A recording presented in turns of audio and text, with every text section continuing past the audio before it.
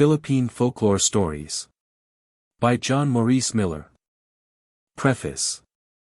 As these stories are only legends that have been handed down from remote times, the teacher must impress upon the minds of the children that they are myths and are not to be given credence. Otherwise, the imaginative minds of the native children would accept them as truth, and trouble would be caused that might be hard to remedy. Explain then the fiction and show the children the folly of belief in such fanciful tales. How do you find this book? Any thoughts about the book or the author? Any suggestion for improvement? Please take a moment to share your thoughts in a comment. If you like it, share it with your friends who might enjoy it as well. Subscribe to keep in touch. Visit CompleteAudiobooks.com for more quality content. The Tobacco of Harisaboqued. A legend of the volcano of Canlaon on the island of Negros. It is told generally in western Negros and eastern Cebu. The volcano is still active, and smoke and steam rise from its crater. Long before the strange men came over the water from Spain, there lived in Negros, on the mountain of Canlaon, an old man who had great power over all the things in the earth. He was called Harisaboqued, king of the mountain. When he wished anything done he had but to tap the ground 3 times and instantly a number of little men would spring from the earth to answer his call. They would obey his slightest wish, but as he was a kind old man and never told his dwarfs to do anything wrong, the people who lived near were not afraid. They planted tobacco on the mountain side and were happy and prosperous. The field stretched almost to the top of the mountain and the plants grew well, for every night Harisaboqued would order his dwarfs to attend to them. And though the tobacco was high up it grew faster and better than that planted in the valley below. The people were very grateful to the old man and were willing to do anything for him, but he only asked them not to plant above a line he had ordered his little men to draw around the mountain near the top. He wished that place for himself and his dwarfs. All obeyed his wish and no one planted over the line. It was a pretty sight to see the long rows of tobacco plants extending from the towns below far up to the line on the mountainside. One day Harisaboqued called the people together and told them that he was going away for a long time. He asked them again not to plant over the line, and told them that if they disregarded this wish he would carry all the tobacco away and permit no more to grow on the mountainside until he had smoked what he had taken. The people promised faithfully to obey him. Then he tapped on the ground, the earth opened, and he disappeared into the mountain. Many years passed and Harisaboqued did not come back. All wondered why he did not return and at last decided that he would never do so. The whole mountainside was covered with tobacco and many of the people looked with greedy eyes at the bare ground above the line, but as yet they were afraid to break their promise. At last one man planted in the forbidden ground, and, as nothing happened, others did the same, until soon the mountain was entirely covered with the waving plants. The people were very happy and soon forgot about Harisaboqued and their promise to him. But one day, while they were laughing and singing, the earth suddenly opened and Harisaboqued sprang out before them. They were very much frightened and fled in terror down the mountainside. When they reached the foot and looked back they saw a terrible sight. All the tobacco had disappeared and, instead of the thousands of plants that they had tended so carefully, nothing but the bare mountain could be seen. Then suddenly there was a fearful noise and the whole mountain top flew high in the air, leaving an immense hole from which poured fire and smoke. The people fled and did not stop until they were far away. Harisaboqued had kept his word.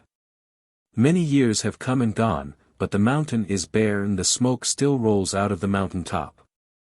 Villages have sprung up along the sides, but no tobacco is grown on the mountain. The people remember the tales of the former great crops and turn longing eyes to the heights above them, but they will have to wait. Harisaboqued is still smoking his tobacco. The Pericos. Throughout the Visayan Islands almost every family owns a Pericos, kept as American children keep canary birds. The Pericos is about the size and color of a crow, but has a hard white hood that entirely covers its head. The people teach it but one phrase, which it repeats continually, parrot fashion. The words are, Kamusta Peri? Pericos Tau. How are you, father? Parrot man. Pari means padre or priest. The people address the Pericos as Pari because its white head, devoid of feathers, seems to resemble the shaven crowns of the friars and native priests. In his small wooden box that hangs on the wall sits a queer-looking bird that in words sounds his call. From daybreak to twilight his cry he repeats, resting only whenever he drinks or he eats. He never grows weary. Here. There he goes now. Kamusta Pari. Pericos Tau. 2. And all the day long you can hear this strange cry. How are you, father? A parrot man I. He sits on his perch in his little white cap and pecks at your hand. If the cage door you tap, now give him some seeds. Hear him say with a bow, Kamusta Pari. Pericos Tau. 3. Poor little birdie. How hard it must be to sit there in prison and never be free. I'll give you a mango and teach you to say thank you, and yes, sir. And also, good day. You'll find English as easy as what you say now. Kamusta Pari. Pericos Tau. 4. I'll teach you, good morning. And, how do you do? Or, I am well, thank you. And, how are you too? Polly is hungry, or it's a fine day. These and much more I am sure you could say. But now I must go. So say with your bow. Kamusta Pari. Pericos Tau. Quicoy and the Ongloc. This story is known generally in the southern islands. The Ongloc is feared by the children just as some little boys and girls fear the bogeyman. The tale is a favorite one among the children and they believe firmly in the fate of Quicoy. Little Quicoy's name was Francisco, but everyone called him Quicoy, which, in Visayan, is the pet name for Francisco. He was a good little boy and helped his mother grind the corn and pound the rice in the big wooden bowl, but one night he was very careless. While playing in the corner with the cat he upset the jar of lubilana, and all the oil ran down between the bamboo strips in the floor and was lost. There was none left to put in a glass and light, so the whole family had to go to bed in the dark. Quicoy's mother was angry. She whipped him with her chinila and then opened the window and cried, Ongloc of the mountains! Fly in through the door. Catch Quicoy and eat him. He is mine no more. Quicoy was badly frightened when he heard this, for the Ongloc is a big black man with terrible long teeth, who all night goes searching for the bad boys and girls that he may change them into little coconuts and put them on a shelf in his rock house in the mountains to eat when he is hungry. So when Quicoy went to his bed in the corner he pulled the matting over his head and was so afraid that he did not go to sleep for a long time. The next morning he rose very early and went down to the spring where the boys get the water to put in the bamboo poles and carry home. Some boys were already there, and he told them what had taken place the night before. They were all sorry that his mother had called the Ongloc, but they told him not to be afraid for they would tell him how he could be forever safe from that terrible man. It was very easy. All he had to do was to go at dusk to the coconut grove by the river and dig holes under 2 trees. Then he was to climb a tree, get the coconut that grew the highest, and, after taking off the husk and punching in one of the little eyes, whisper inside, Ongloc of the mountains! Ongloc! Ugly man! I'm a little coconut. Catch me if you can. Then he was to cut the coconut in halves, quickly bury one piece in one of the holes, and, running to the other tree, bury the remaining half in the other hole. After that he might walk home safely, being sure not to run, for the Ongloc has always to obey the call of the coconut, and must hunt through the grove to find the one that called him. Should he cross the line between the holes, the buried pieces would fly out of the holes, snap together on him, and, flying up the tree from which they came, would keep him prisoner for 100 years. Quicoy was happy to think that he could capture the Ongloc, and resolved to go that very night. He wanted some of the boys to go with him, but they said he must go alone or the charm would be broken. They also told him to be careful himself and not cross the line between the holes or he would be caught as easily as the Ongloc. So Quicoy went home and kept very quiet all day.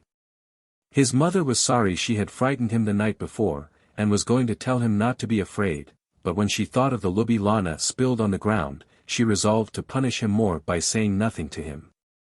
Just at dark, when no one was looking, Quicoy took his fathers beyond the lookout and quietly slipped away to the grove down by the river.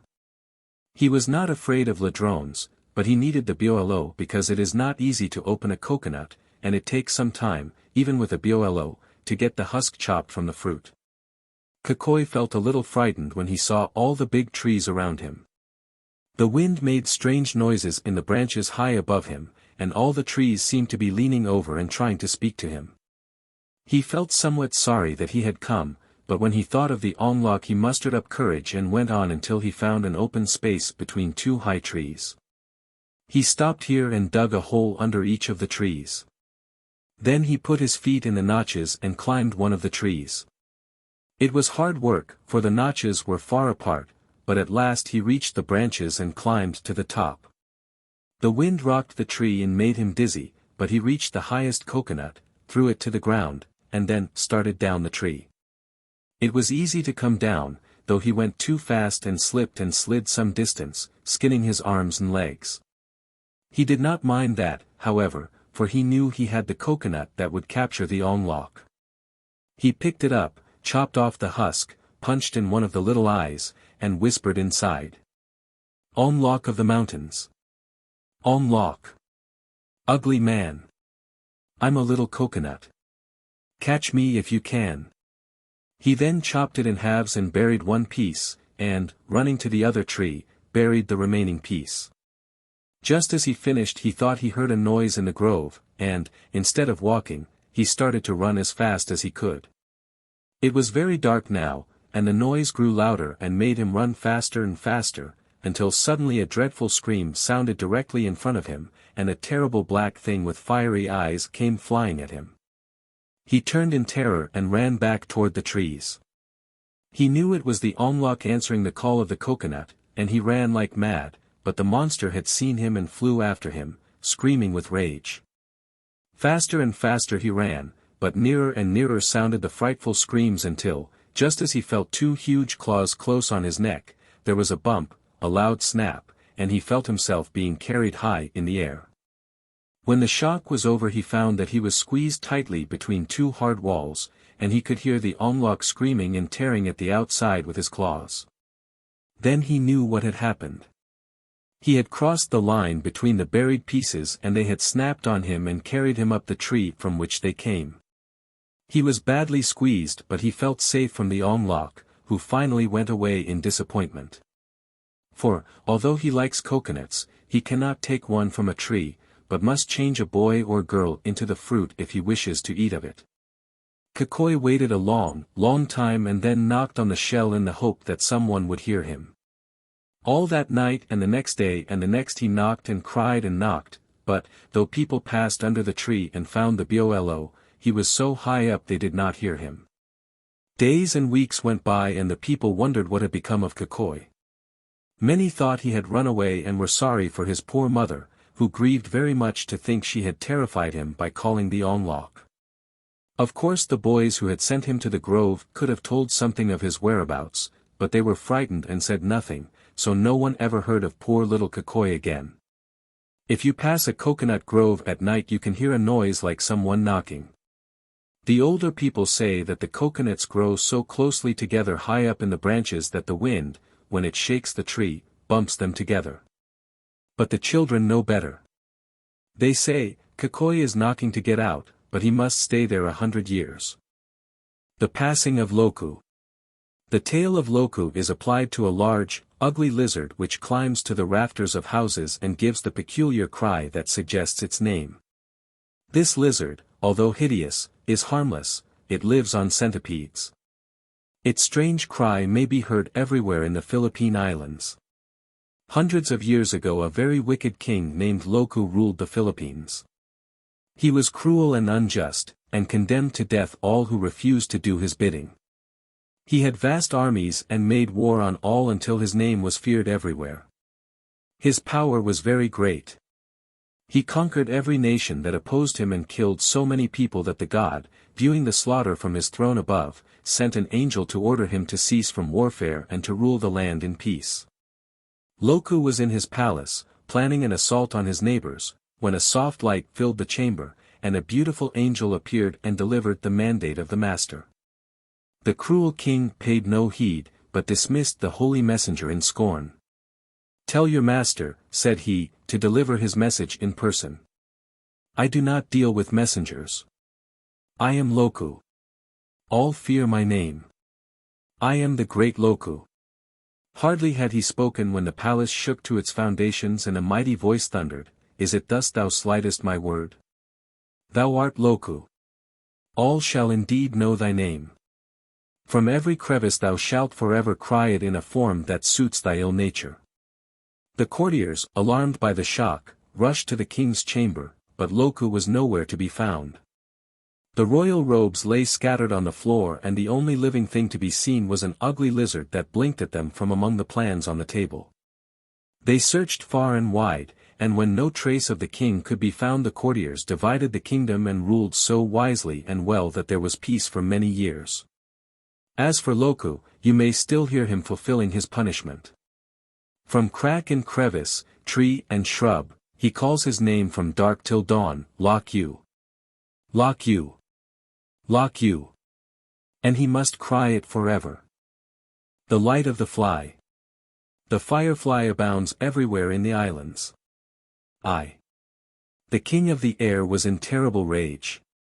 For someone had stolen his ring. And every one wondered whoever could dare to do such a terrible thing. He called all his subjects together and said, "To him that shall find it I'll give whatever he asks, and this bounty of mine shall last while his family live." 2. Away went his good loyal subjects to search. And no one remained but a fly. "Be off," said the king, "go and join in the search. Would you slight such a ruler as I?" Then up spoke the fly with his little wee voice. "The ring is not stolen," he said. "It stuck to your crown when you put it away. And now it's on top of your head." 3. The king in surprise took the crown from his head. And there, sure enough, was the ring. "No wonder you saw it, with so many eyes. But what is your wish?" said the king. "O king," said the fly, "I work hard all the day. And I never can go out at night. I should like to go then and be gay with my friends. So all that I wish is a light." 4. "You shall have it at once," said the gratified king. And he fastened a light to the fly, who straightway returned to his home with the prize. That was worth more than money could buy. So now you can see him at night with his light. And from him this lesson may learn. To keep your eyes open and see the least thing. And fortune will come in its turn. Mangita and Larina. This is a tale told in the Lake District of Luzon. At times of rain or in winter the waters of the Laguna de Bay rise and detach from the banks a peculiar vegetation that resembles lettuce. These plants, which float for months down the Pasig River, gave rise, no doubt, to the story. Many years ago there lived on the banks of the Laguna de Bay a poor fisherman whose wife had died, leaving him two beautiful daughters named Mangita and Larina. Mangita had hair as black as night and a dark skin. She was as good as she was beautiful, and was loved by all for her kindness. She helped her father mend the nets and make the torches to fish with at night, and her bright smile lit up the little nipa house like a ray of sunshine. Larina was fair and had long golden hair of which she was very proud. She was different from her sister, and never helped with the work, but spent the day combing her hair and catching butterflies. She would catch a pretty butterfly, cruelly stick a pin through it, and fasten it in her hair. Then she would go down to the lake to see her reflection in the clear water, and would laugh to see the poor butterfly struggling in pain. The people disliked her for her cruelty, but they loved Mangita very much. This made Larina jealous, and the more Mangita was loved, the more her sister thought evil of her.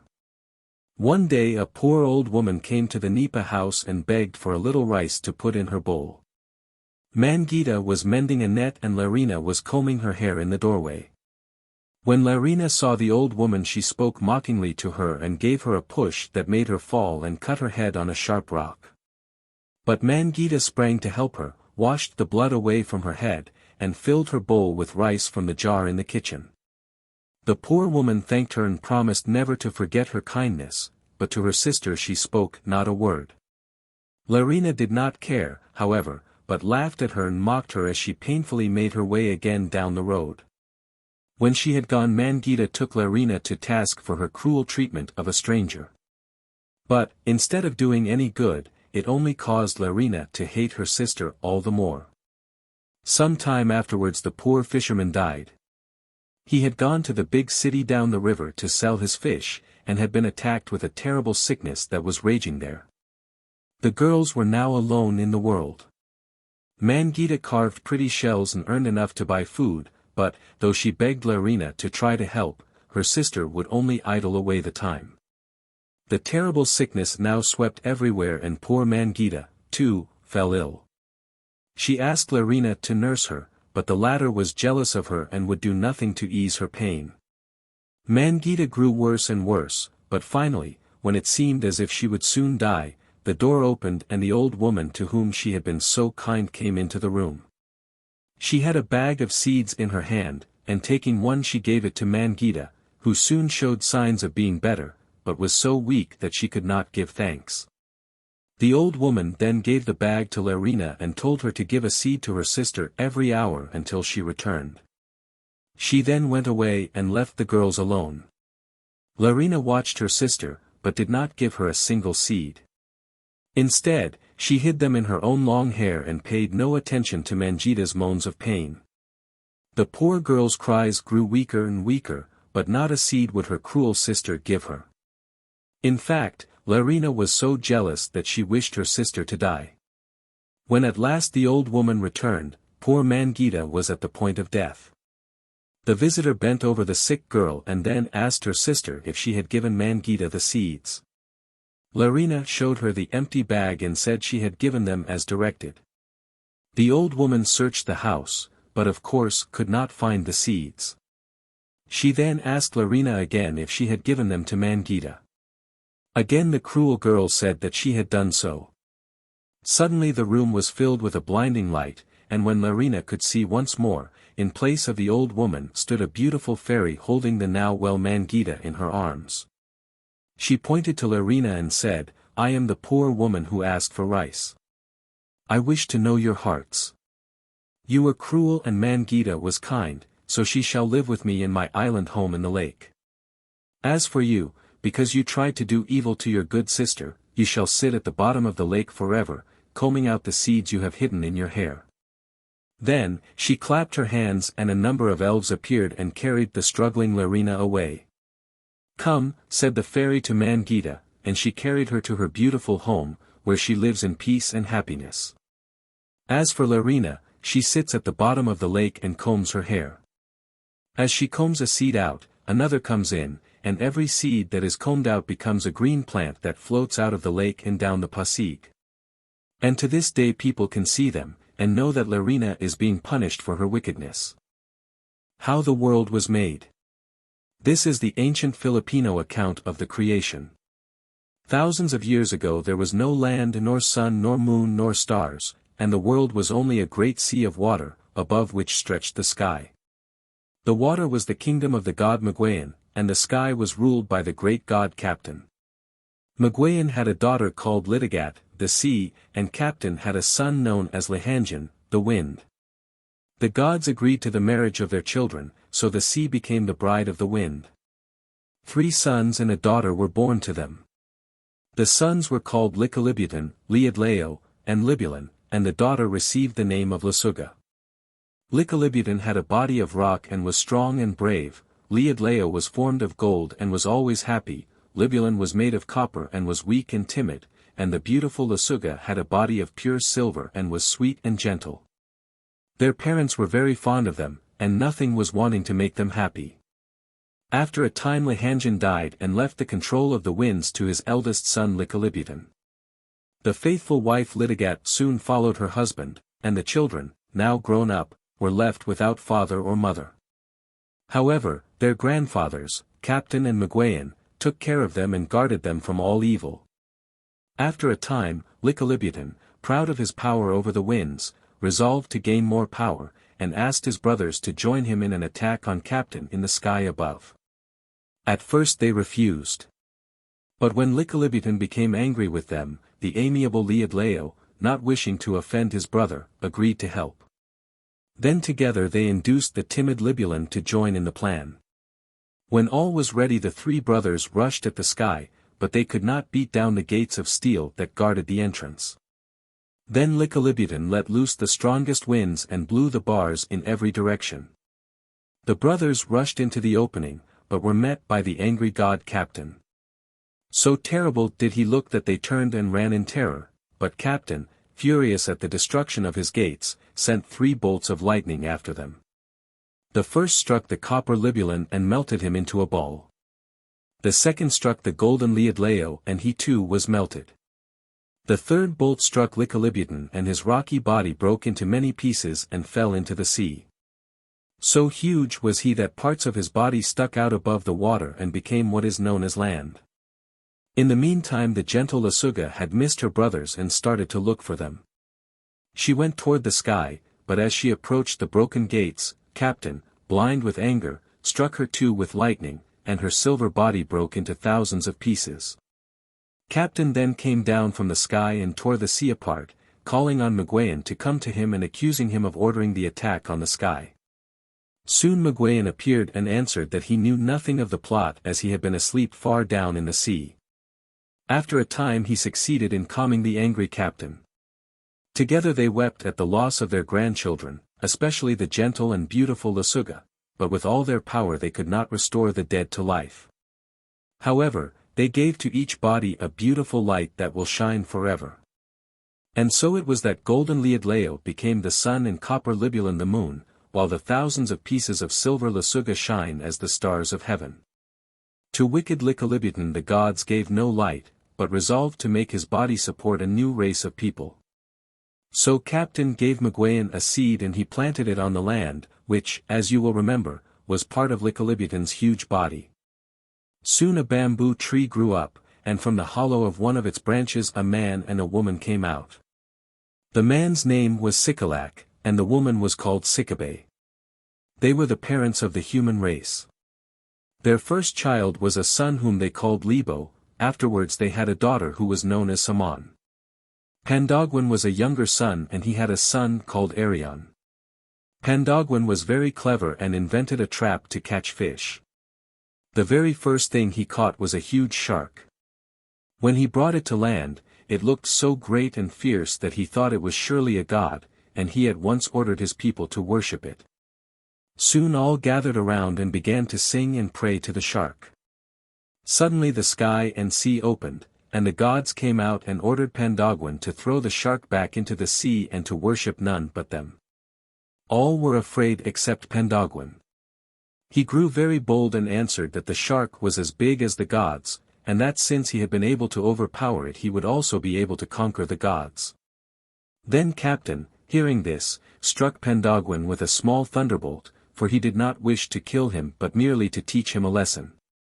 Then he and Maguayan decided to punish these people by scattering them over the earth, so they carried some to one land and some to another. Many children were afterwards born, and thus the earth became inhabited in all parts. Pandogwan did not die.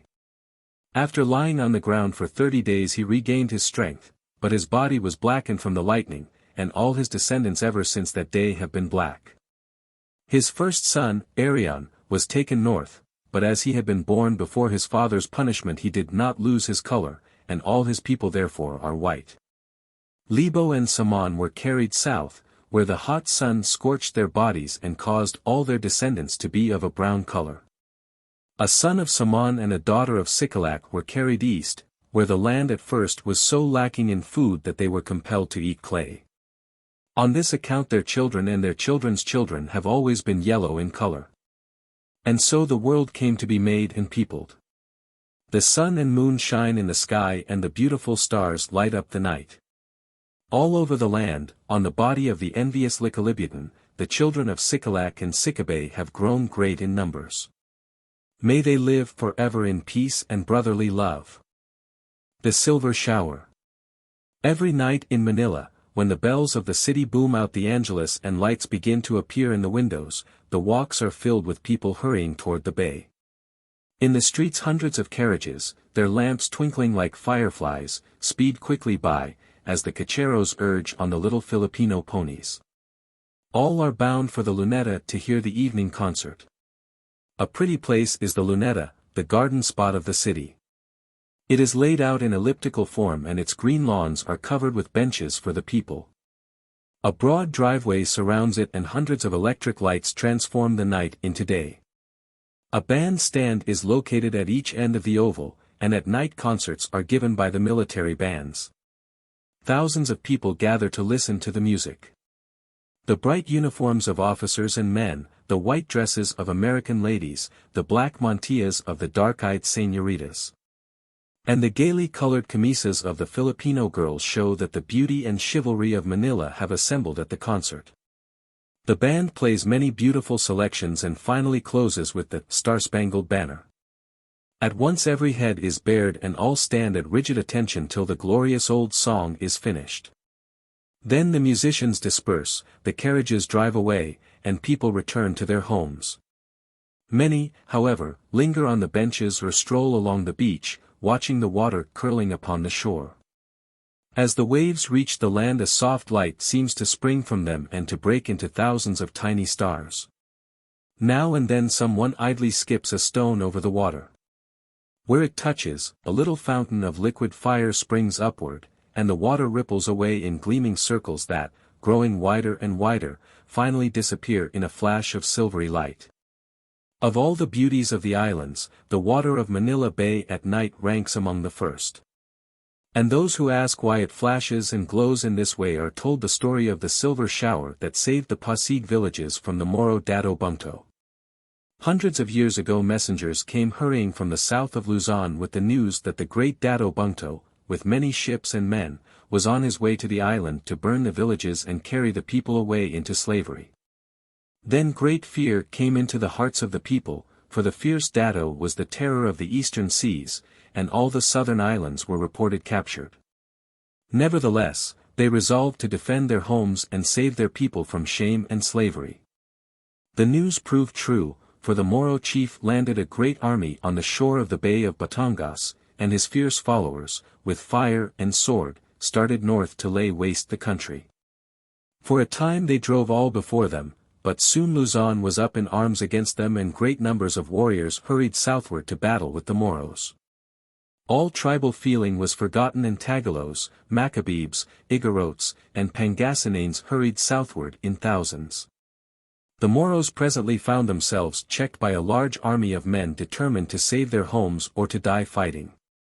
Near the present town of Imus, in Cavite, a battle was fought and the Moros were defeated. They then retreated southward, but great numbers of Vicols and Tinguians rushed up from the southern part of the island and blocked their way. On the shore of the great Lake Bomban the final battle was fought. The Moros were killed to a man, and with great rejoicing the tribes returned north and south to their homes. But in the meantime Bungto had not been idle. After landing his men, with his 200 ships he set sail northward, never doubting that his army would sweep all before it. A typhoon carried his fleet far south into the China Sea, but he steered again for Luzon and 3 weeks later was in sight of Corregidor Island. He sailed down Manila Bay and drew up his fleet in front of the villages on the Pasig River, the present site of Manila. On the shore the people gathered in terror, for all the warriors had gone to fight the invading army, and only old men and women and children remained in the villages. Hastily they called a council and finally decided to send a messenger out to the Moro chief with all the gold and things of value they possessed, thinking thus to satisfy the fierce Dato and save their villages from harm. Accordingly the women gave their rings and bracelets and the men their bangles and chains. Everything of value was taken from the houses. Even the temples of prayer were stripped and all the ornaments taken. So great was the fear of the people that they even sent the gold statue of the great god Captain that was the pride of the tribe, whose members came miles to worship it. As Bungto was preparing to land and attack the town with his sailors, the messenger in his canoe came alongside the ship and was at once taken before the Dato. Trembling with fear, the old man, with signs, begged for mercy for the people on the shore. He pointed to the presents and offered them to Bungto. Then, placing the golden image of Captain at the feet of the Moro and bowing low, he again pleaded for the women and children. Bungto laughed in scorn at the offer. On his island was gold enough to satisfy his people. He needed slaves to work in the fields, for it was beneath the dignity of such warriors as himself and his companions to labor. So he kicked the messenger from him and, with a curse, picked up the sacred golden image and threw it far over the water. Instantly the sky grew dark and blackest night covered the land. The messenger felt himself seized by invisible hands and carried to the shore. Then suddenly the heavens opened, and a shower of silver fire rained on the Moro boats. In vain the Moros tried to escape. The fire hemmed them in on every side. Many leaped from the burning ships into the boiling water. When the darkness cleared, boats and Moros had disappeared. Joyfully the people on the shore ran to the temple of worship to pray to Captain. What was their surprise to find the golden image of the god in its usual place, and around it the bracelets and rings offered to the Moros. When the warriors, a few days later, returned from their great victory in the south, they could hardly believe the story of the wonderful escape of their people. But at night, when they saw the heretofore dull waters dashing and breaking on the shore in crystals of silvery light, they knew that it was Captain who had saved their homes and families. The villages are a thing of the past. The modern city of Manila now stands on the banks of the Pasig. The nights here are very beautiful. The breeze sighs softly through the palm trees and the golden moon gleams on the waters of Manila Bay. On the shore the waves break gently and little balls of silver light go rushing up the beach. Wise men say that the water is full of phosphorus. But they have never heard the story of the silver shower. The Faithlessness of Sinogo. Somewhere off the northern coast of Mindanao a strong current begins to travel northward. It runs to the island of Siquijor and then, turning slightly to the east, goes racing between the islands of Cebu and Negros. At the narrow entrance between San Sebastian and the Yucatan it breaks up into hundreds of small whirlpools that make the water hiss and bubble for a distance of nearly 3 miles. For steamers and large boats there is not the slightest danger, but to the native in his little Sakayan with its bamboo outriggers these whirlpools are objects of dread and fear. He will go miles out of his way to escape them. If you inquire as to the reason, he will explain that the Liloan, or whirlpool, is a thing always to be avoided, and then he will tell you the story of Sinogo. Years and years ago, when Maguayan ruled the sea and the terrible Captain launched his thunderbolts from above, the water and air were filled with swimming and flying monsters. Those that lived in the air were armed with great teeth and sharp claws. But, though they were fierce and savage, they lived together in peace, for they feared the anger of their master Captain. In the sea, however, all was not so peaceful, for some of the monsters were so huge and savage and so confident in their strength that Maguayan could do nothing with them. He lived in constant fear of attack from these fierce subjects and finally, in despair, called on Captain to help him in his trouble. Accordingly Captain sent his swift messengers to every part of the earth, air, and sea, and ordered that a council of all the creatures in the world should be held. He named the little island of Kaoli in the center of the Sulu Sea as the meeting place, and commanded all to hasten there without delay. Soon the members of the council began to arrive, and the sky was darkened by flying monsters, and the water boiled as the terrible reptiles of the sea rushed to the place appointed. In a short time the little island was crowded with these dreadful creatures.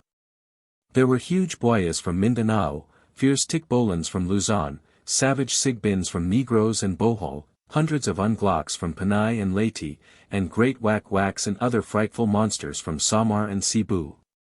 They grouped themselves in a large circle around a golden throne on which sat Captain and Miguel, and while waiting the commands of their master filled the air with shrieks and howls.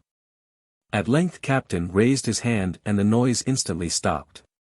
Then he announced his decree. He said that Miguel was his brother god and should be treated with the same respect. He commanded all his subjects to obey the god of the sea and told them that he would kill with a thunderbolt any that disobeyed this order.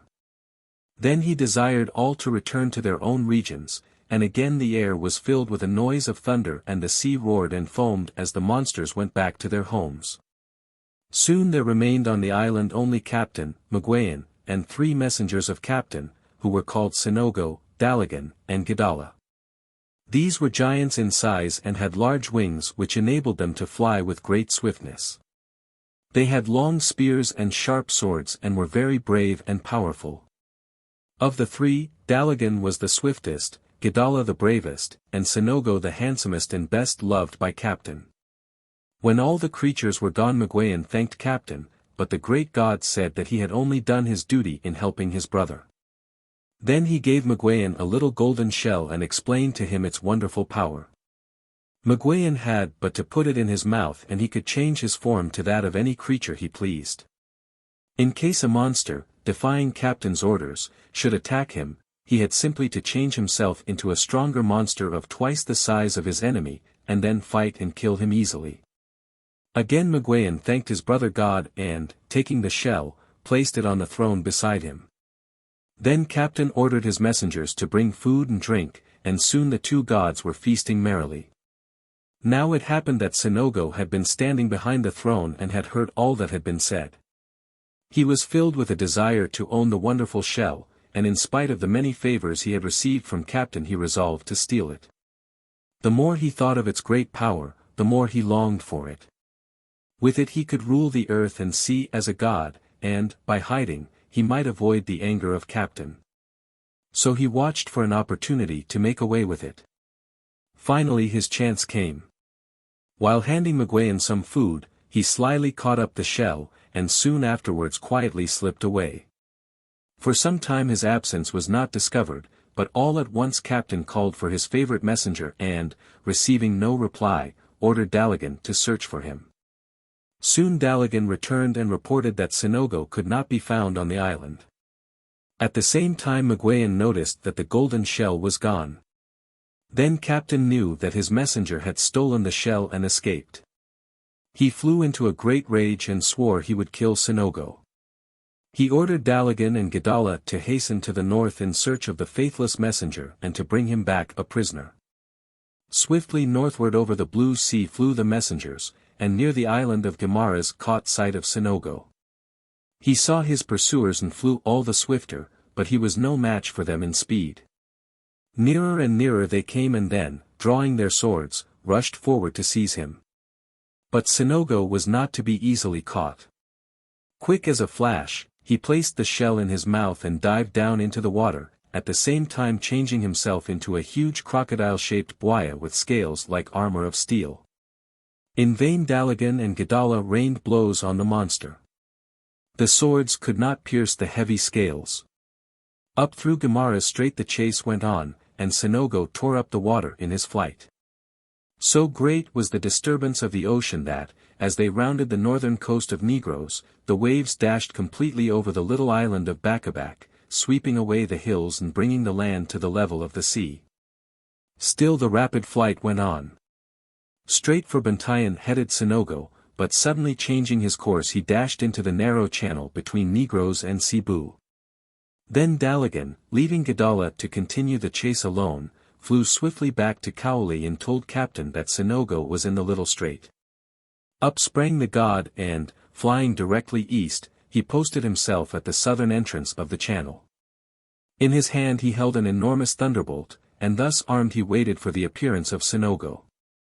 Down into the narrow entrance sped the faithless messenger, tearing up the water in his mad flight, while the brave Gadala struck in vain at his huge body.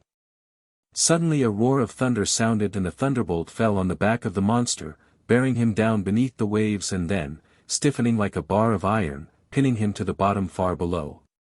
In vain he struggled to free himself. The bar held him fast and sure. In his struggles the shell fell from his mouth, but a little tamban caught it and brought it safely to Captain. Thousands of years have passed, but far under the water, like a fly on a pin, Sinogo struggles in the form of a huge buaya. The water bubbles around him and for 3 miles little whirlpools go racing up the channel. And the native in his little sakayan avoids the narrow entrance where the water boils and foams, for Sinogo still twists and squirms, and the Liloan is a thing to be feared and dreaded. Catalina of Dumaguete. This is a legend of Dumaguete, the capital of the province of Negros Occidental. From this town can be seen 5 islands, viz., Negros, Cebu, Bohol, Mindanao, and Siquijor. There is no one on the great island of Negros who does not love the name of Catalina. Even the wild mountain men speak it with respect, and down in the coast towns at night, when the typhoon is lashing the waters of Tañon Strait, and the rain and wind make the nipa leaves on the roofs dance and rattle. The older people gather their little black-eyed grandchildren around the shell of burning coconut oil and tell them her story. Many years ago there lived in Dumaguete a poor tuba seller named Banag, who made his daily rounds to the houses just as the milkman does in far-off America.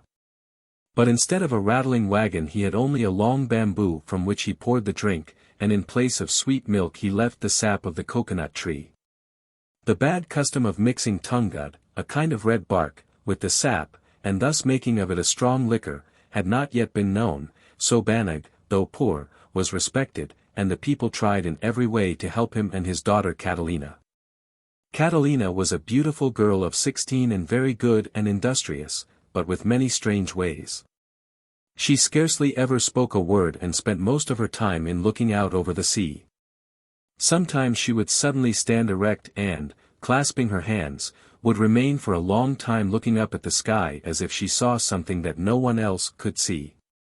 On account of these strange manners the people thought her a wonderful girl and she was supposed to have mysterious powers. One day many ships came up from the island of Mindanao and hundreds of fierce Moros landed. Shouting and waving their terrible knives, they fell upon the peaceful people and killed many, among them poor Banag. Then they robbed and burned the houses and, seizing all the women they could find, set sail for their great southern island. Among the prisoners was Catalina. With her eyes fixed on the sky she sat very quiet and still in the bow of one of the boats, and though her companions spoke often to her she made no reply.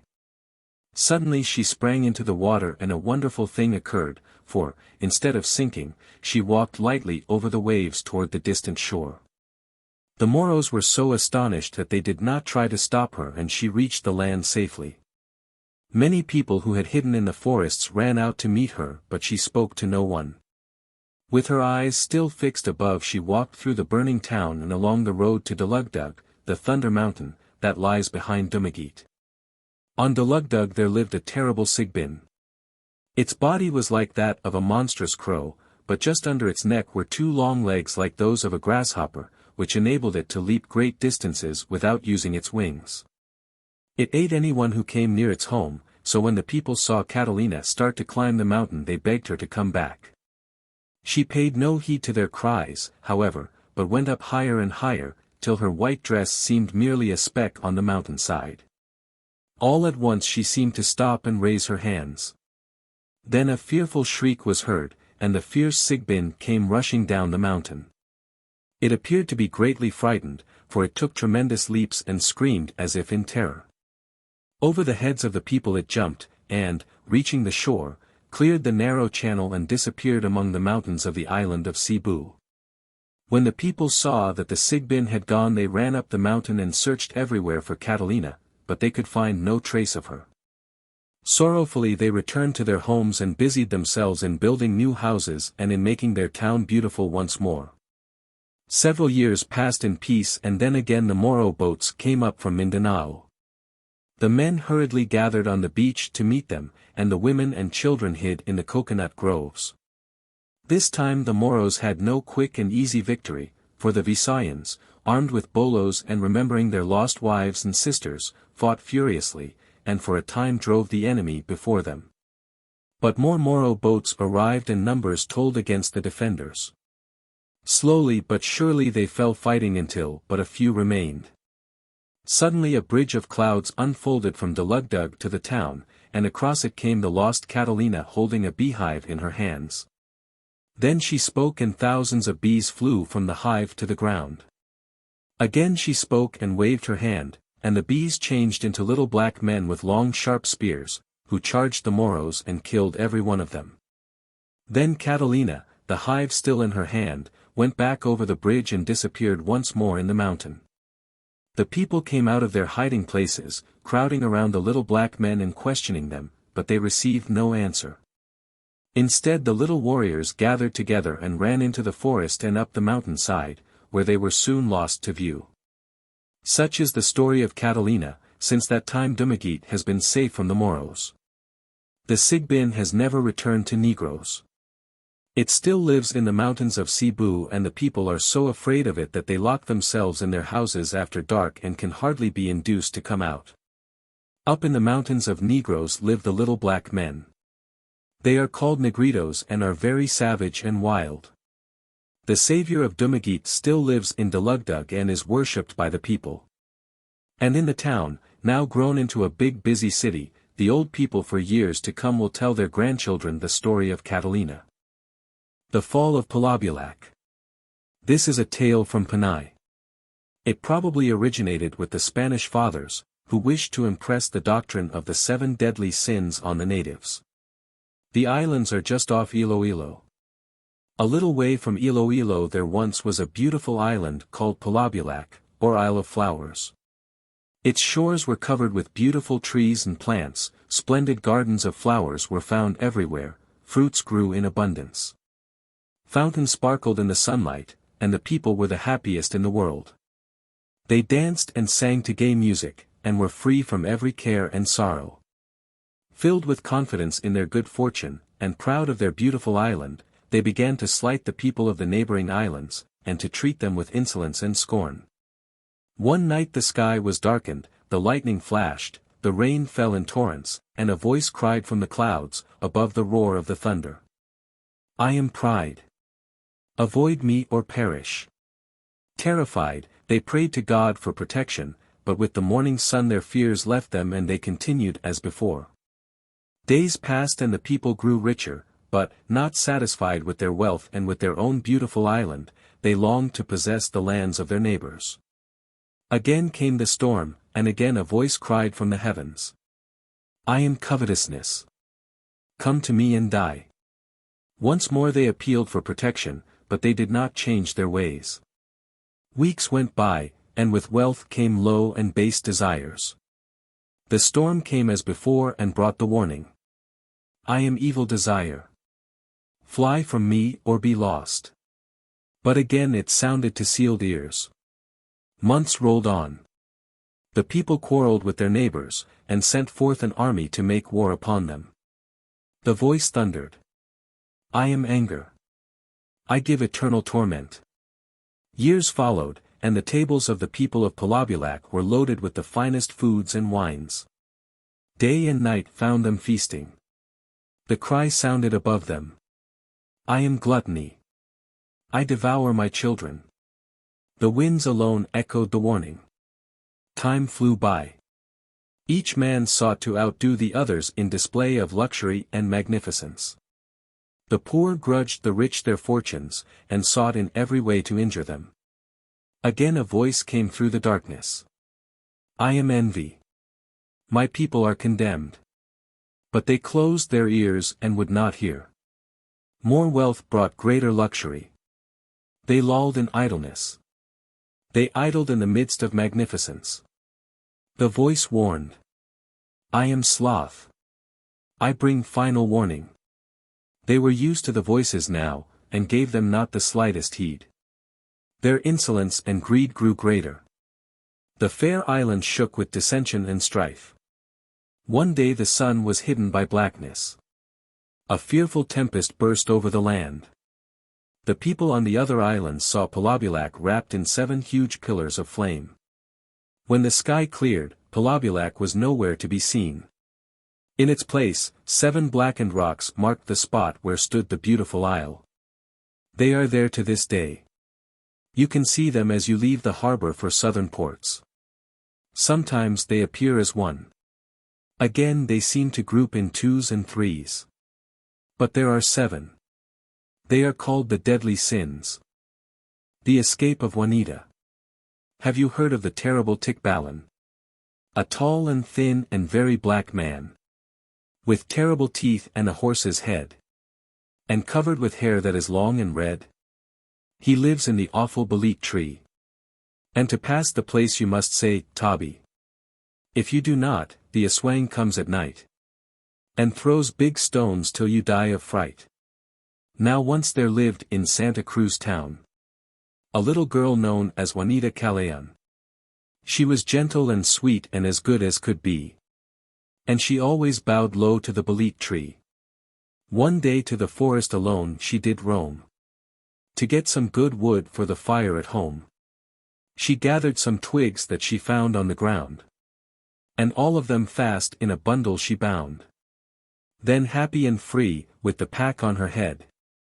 She followed the road that back to town led. She sang as she walked, and so happy was she. That alas! She bowed not to the Balik tree. All at once then she heard a most terrible roar. And the Tikbalan fierce through the air seemed to soar. He seized poor Juanita, and quick as could be. He shut her inside of the Balik tree.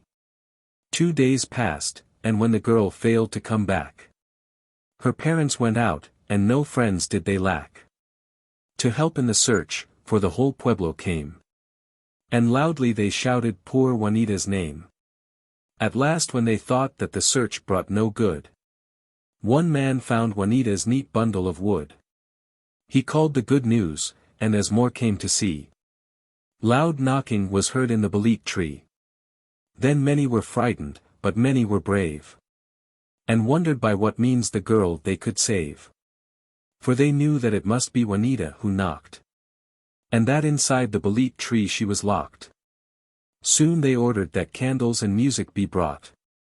And a crucifix holy was what they next sought. And when all was ready they closed round the tree. While they prayed to the true God to set the girl free. They lighted the candles and then the band played. And Juanita's mother, who was not afraid, advanced with the crucifix held in her hand. And tapped with the cross on the evil tree grand. Then a roar shook the forest and chilled all their hearts. And the awful Balik split into 2 parts. Then they saw in the center, as each big half fell. Their darling Juanita all smiling and well. She ran from the tree to her fond mother dear. While the band played and every one gave a loud cheer. Then back to the pueblo they danced in delight.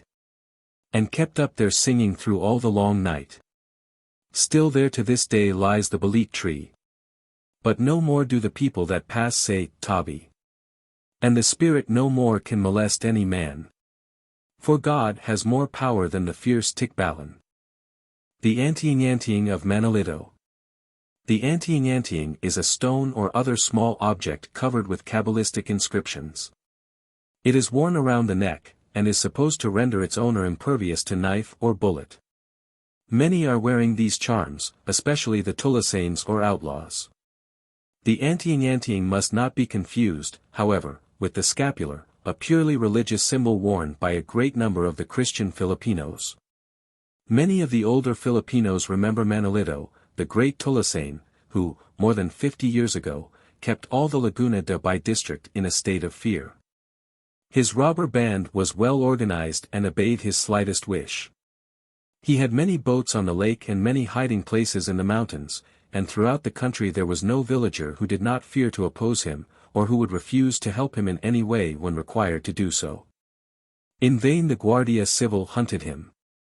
Many times they surrounded the band, but Manuelito always escaped. Many shots were fired at him, but he was never hit. And once, when he was cut off from his men and surrounded, he broke through the line, and though 50 bullets whistled around him he did not receive a scratch. The officers of the Guardia Civil blamed their men for the bad marksmanship that allowed Manuelito to escape. They told all the people that it should never occur again, and promised that the next fight should end in the death of the outlaw. The people, however, did not believe that Manuelito could be killed, for he wore on his breast a famous Anting-Anting that he had received from Mangita, the giver of life and death. This charm was a stone covered with mysterious signs. It was wrapped in silk and hung by a string from the robber's neck, and even if a gun were fired within a few feet of him the Anting-Anting was sure to turn the bullet in another direction. It was this charm that always saved him from the Guardia Civil. Manuelito was very proud of his Anting-Anting, and many times, when a fiesta was being held in some town, he and his band would come down from the mountains and take part in the games. Manuelito would stand in the town plaza and allow his men to shoot at him, and each time the Anting-Anting would turn aside the bullets.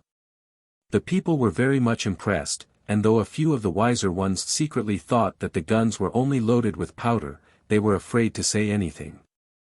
So the greater number thought it very wonderful and believed that there was no charm so powerful as the Anting-Anting of Manuelito. For years the Tulasane, protected by his charm, continued to rob and plunder. The Guardia Civil hunted him everywhere, but could never kill him. He grew bolder and bolder, and even came close to Manila to rob the little towns just outside the city. At last the government grew tired of sending out the Guardia Civil, and ordered a regiment of Macabebes to hunt and kill the Tulasane and his men. Manuelito was at Pasay when news was brought to him that the Macabebes were coming. Instead of running from these fierce little fighters, he decided to meet them, and many people offered to help him, believing that the Anting-Anting would turn away all bullets and give them victory.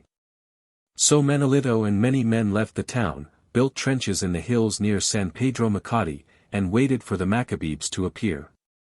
They had not long to wait. The Macabebes, hurrying from Manila, reached San Pedro Macati and soon found that Manuelito was waiting to fight them. They left the town at once and advanced on the Tulasane trenches. It was a great fight. From the other hills close by many people watched the battle. 5 times the Macabebes advanced, and were forced to fall back before the fierce fire of the Tulasanes. But the Macabebe never knows defeat, and once more their line went forward and in one terrible charge swept over the trenches and bayoneted the outlaws. In vain Manuelito called on his men to fight. They broke and ran in every direction. Then, seeing that all was lost, Manuelito started to follow them, but a volley rang out, and, struck by 20 bullets, he fell to the ground dead. The Macabebes chased the flying Tulasanes and killed that of all the band only a few many, safely reached the mountains. While the Macabebes were chasing the outlaws, many people came down from the hills and stood around the body of Manuelito. They could hardly believe their eyes, but the many wounds and the blood staining the ground proved that the great Tulasane was indeed dead. What of the Anting-Anting? Had it lost its power? One man timidly unbuttoned the shirt of the dead robber and pulled out the charm. The mystery was explained. Fixed firmly in the center of the Anting-Anting was a silver bullet. There was but one explanation. The Macabebes had melted a statue of the Virgin and used it to make bullets to fire at Manuelito. Against such bullets the charm was useless, but against ordinary lead it never would have failed. Had not the people seen Manuelito's own men fire at him? The charm was taken from the neck of the dead Tulasane and many copies were made of it. Even to this day hundreds of people are wearing them. They will tell you about Manuelito's great fight and also about his famous Anting-Anting. But, you say, the Anting-Anting was useless. Manuelito was killed. They answer, yes, Senor, it is true, but the Macabebes used bullets of silver. Had they used lead the story would have been different. Poor Manuelito. When the Lilies return. A legend of the Chinese invasion. Quiapo, even at the time of the early Spaniards, and for years after, was a deserted field. The story is an old one and generally known to the Tagalos. At the time when the Pasig flowed peacefully along between flowery banks, when its breast was not torn by puffing steamers. And when only a few clustering huts marked the present site of Manila, there grew on the banks of the river a beautiful field of lilies. The lilies glistened like silver in the sunlight, and their sweet odor filled the air with delicious perfume. No hand plucked them from the earth, and no foot trampled out their fragrance, for an ancient prophecy had said that while the lilies stood the happiness of the people should endure. But after a time there came dark days in the history of the Philippines.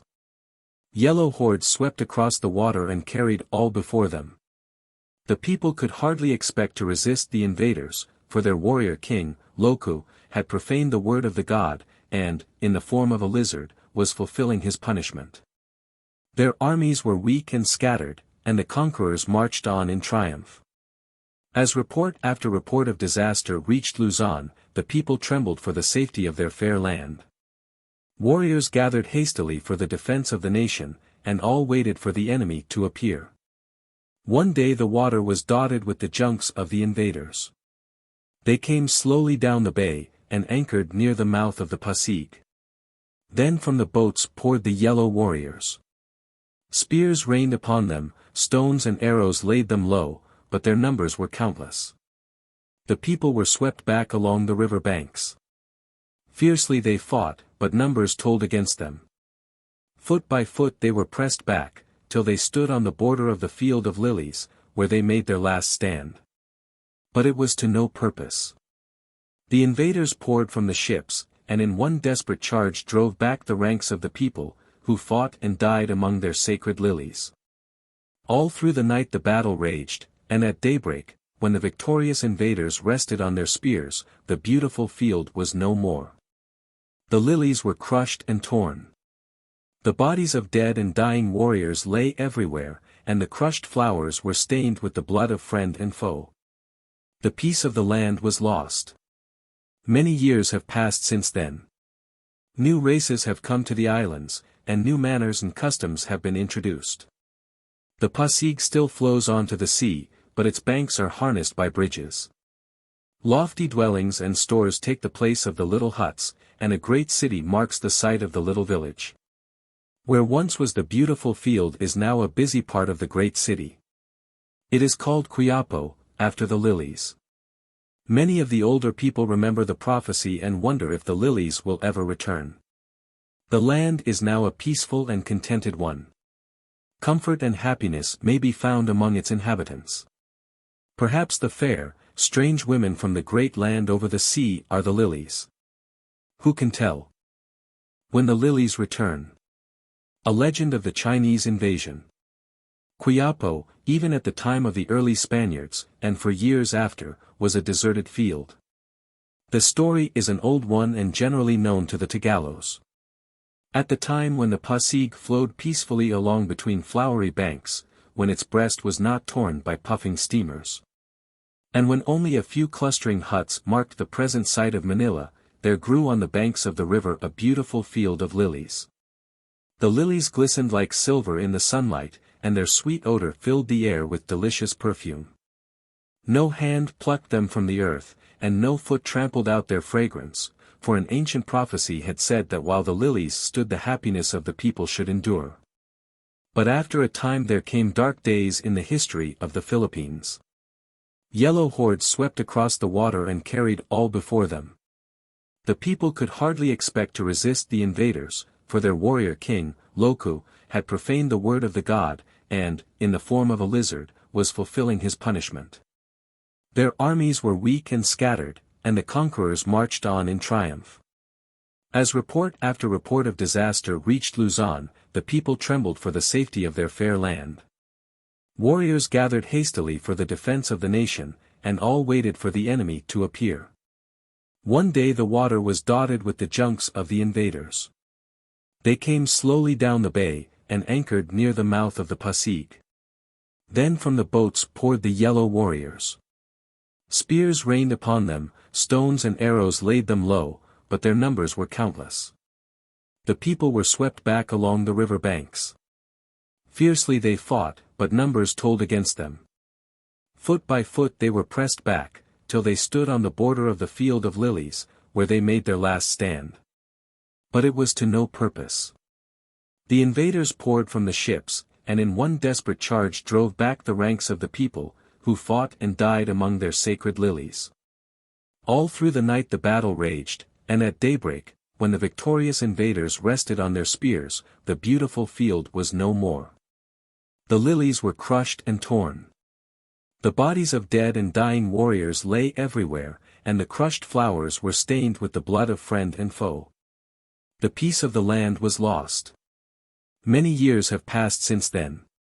New races have come to the islands, and new manners and customs have been introduced. The Pasig still flows on to the sea, but its banks are harnessed by bridges. Lofty dwellings and stores take the place of the little huts, and a great city marks the site of the little village. Where once was the beautiful field is now a busy part of the great city. It is called Quiapo, after the lilies. Many of the older people remember the prophecy and wonder if the lilies will ever return. The land is now a peaceful and contented one. Comfort and happiness may be found among its inhabitants. Perhaps the fair, strange women from the great land over the sea are the lilies. Who can tell? Glossary. Balit tree equals a type of tree, Ficus indica, often believed to be the home of evil and vengeful spirits. Camisas equals shirts. Chinila equals slipper. Cacheros equals drivers of horse-drawn carriages. Dato equals chief. Guardia Civil equals Spanish police. Ladrones equals thieves. Lubilana equals coconut oil. Moro equals Muslims from the southern islands of the Philippines. Negritos equals Negroid people indigenous in some parts of the Philippines.